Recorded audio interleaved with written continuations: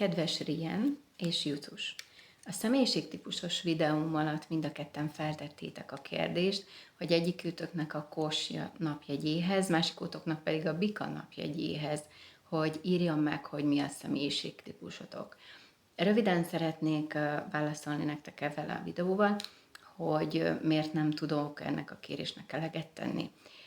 Azért nem tudok eleget tenni, mert ahhoz, hogy meg tudjam mutatni, hogy milyen személyiségtípust kaptatok a sorsotokra nézve, szükséges a pontos születési időnek az ismerete. Nem elég az, hogy melyik napon születtetek. Tehát kell a születési nap, óra, perc, esetleg másodperc, és természetesen a helyszín is.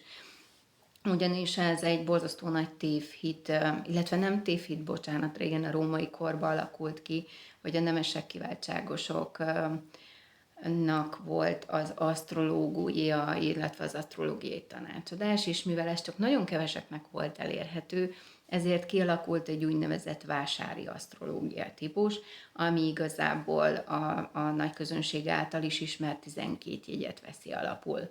Viszont, amit tudnotok kell, nem csak egyfajta jegyből vagyunk összegyúrva, és nem 12 féle jegyű ember létezik, hiszen más a születési napjegyed, más a születésedkor a hold jegye, a Merkur jegye, a Vénusz jegye, a Mars jegye, és ezeket csak akkor tudom megmondani, hogyha személyes elemzést készítek, és pontosan ismerem a születési időpontodat, tehát az óra, percet is.